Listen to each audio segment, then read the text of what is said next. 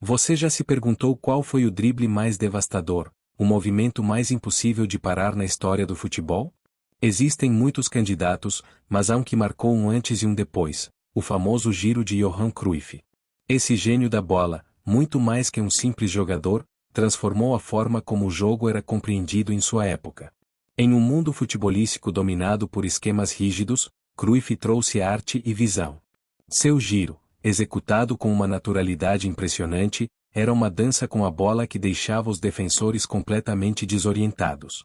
Não era apenas uma manobra para mudar de direção, era uma declaração de intenções, uma demonstração de que o futebol também podia ser poesia. Com o passar do tempo, outro movimento entrou para o Hall da Fama, a roleta de Zinedine Zidane. Sempre que executava essa manobra girando sobre si mesmo enquanto arrastava a bola com ambas as pernas, parecia desafiar as leis da física.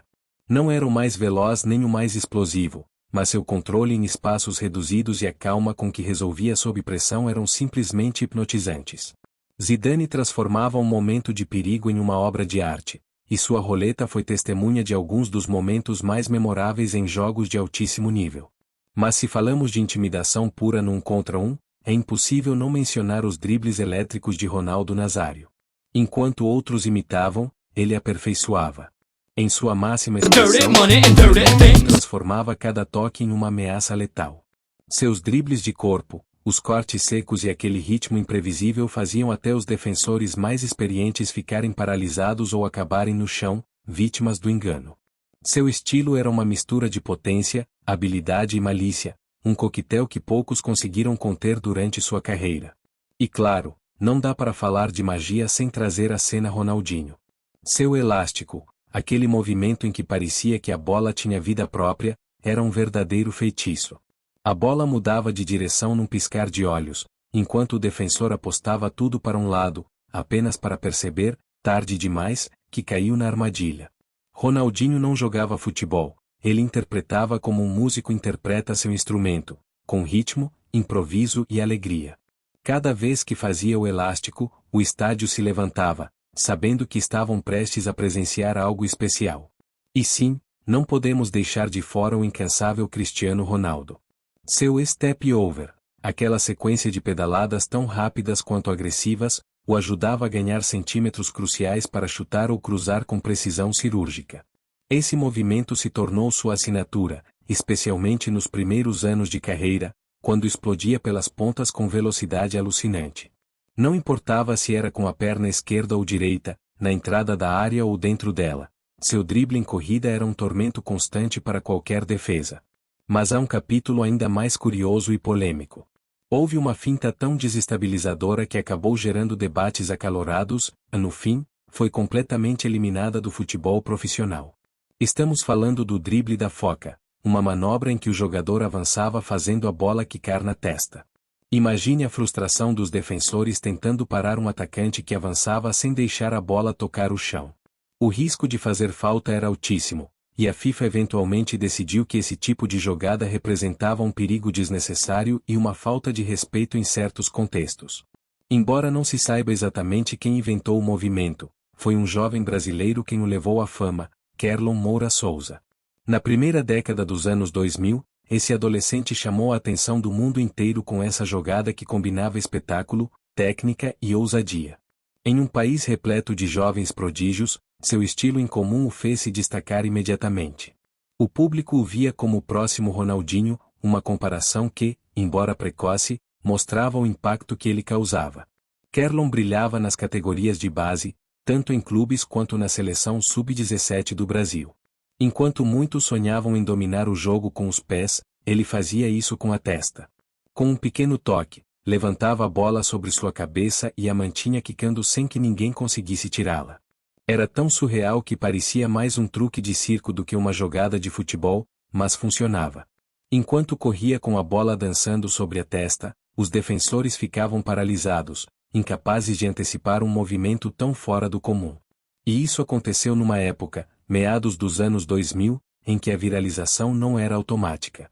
Sem redes sociais tão ativas como hoje, era difícil que uma jogada atravessasse fronteiras rapidamente, mas o drible de Kerlon conseguiu.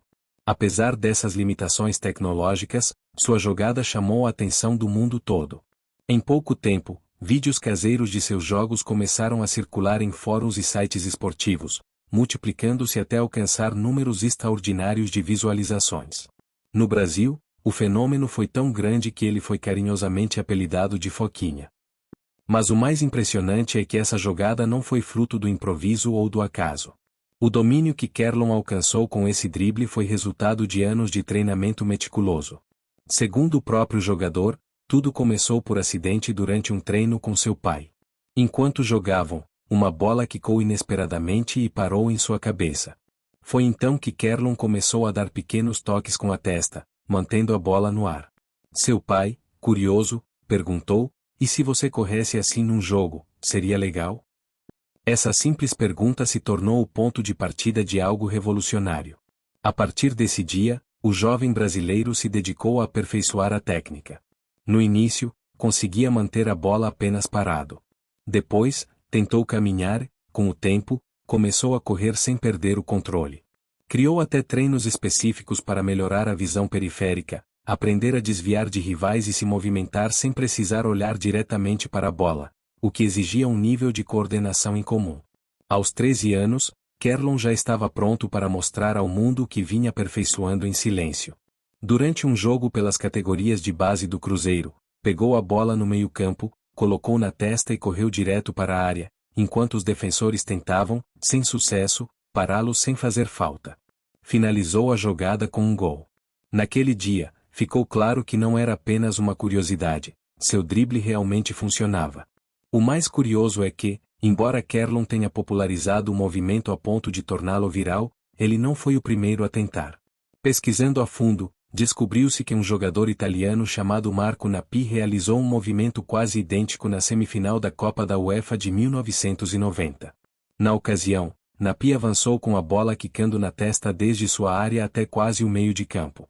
No entanto, diferente de Kerlon, Nappi não incorporou a técnica ao seu estilo. Foi mais uma curiosidade do que uma estratégia frequente. Mas Kerlon não era apenas um truque sub-17, disputado na Venezuela, era chamado de o Brasil e dividiu não apenas pelo drible, mas estrelas como Marcelo e precisão nos passes, durante aquela competição, de fazer gols e seu famoso drible voltou a brilhar, especialmente em jogos importantes, como contra o Uruguai.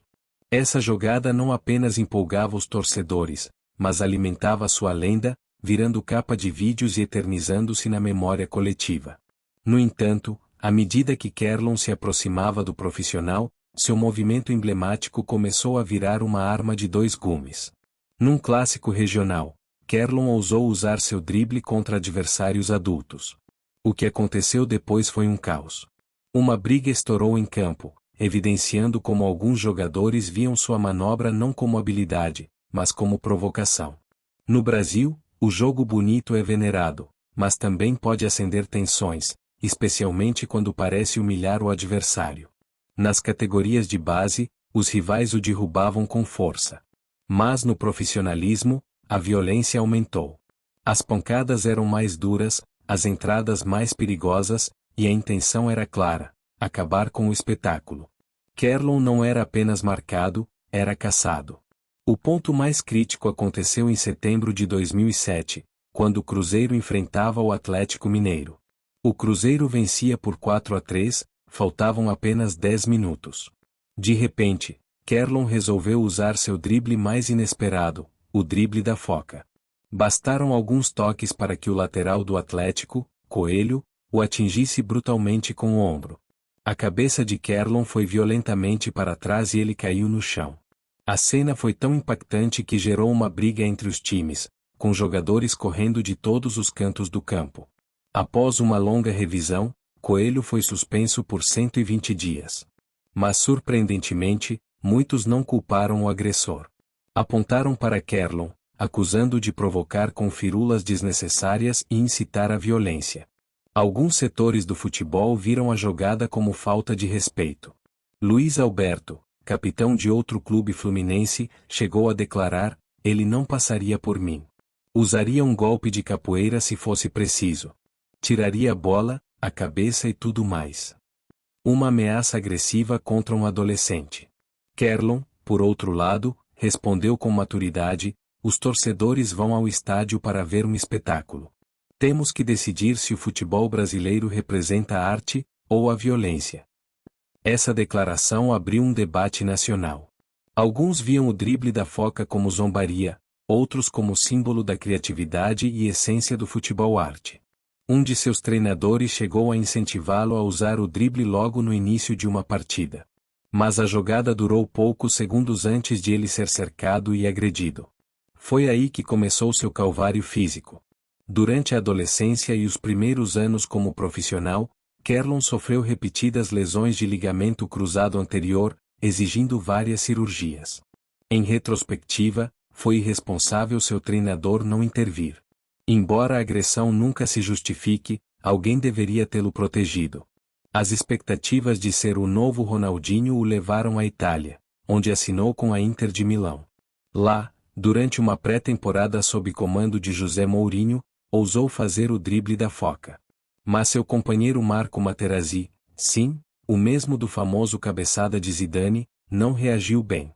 Segundo Kerlon, Materazzi o acertou com tanta força que ele literalmente voou. Apesar do talento e das expectativas, sua carreira nunca deslanchou. Foi emprestado a clubes como o Ajax, voltou ao Brasil, depois tentou sorte no Japão, Estados Unidos e Eslováquia. Para alguns, Kerlon era só o cara do truque com a bola na cabeça. Mas a realidade é mais triste, seu corpo não suportou o nível que prometia. As múltiplas lesões, causadas por pancadas constantes, acabaram com sua carreira. No total, Kerlon sofreu 6 rompimentos de ligamento cruzado anterior, além de várias lesões no tornozelo. O mais grave, muitas aconteceram enquanto ele ainda era adolescente. Em suas próprias palavras, aos poucos fui perdendo o amor pelo futebol. Após cada cirurgia, o processo de recuperação durava 6 ou 7 meses. E quando finalmente voltava, era difícil recuperar a forma. Talvez ele não tenha deixado de amar o futebol, talvez só não conseguisse mais suportar tanto sofrimento físico. Por isso, decidiu parar. Hoje, as regras do futebol mudaram. A segurança dos jogadores é prioridade, e movimentos como o drible da Foca podem ser punidos como conduta antidesportiva, resultando em tiro livre para o time adversário. Ironia: pune-se quem tenta jogar com arte, e não quem agride fisicamente. E por mais absurdo que pareça, até se entende. O excesso de firula ainda é visto como provocação. Mas ao observar o drible da Foca de Kerlon, é difícil ver uma intenção de zombaria. O que se vê é um jovem sonhador, criativo e muito à frente de seu tempo. Se não fosse pela violência que sofreu e pelas lesões que o perseguiram, é muito provável que Kerlon tivesse uma carreira longa, espetacular e única. Mas a história nem sempre premia o mais talentoso, às vezes, apenas o mais resistente. O que está feito, está feito. E ao menos, Kerlon ficará imortalizado na história do futebol como aquele prodígio com uma habilidade tão única, que obrigou o mundo a mudar as regras do jogo. Se você gostou dessa história, inscreva-se para mais relatos sobre futebol que você não vai encontrar nos resumos de sempre. E me conta aí nos comentários. Dedo indicador apontando para a direita: o drible da Foca era uma genialidade, ou uma provocação?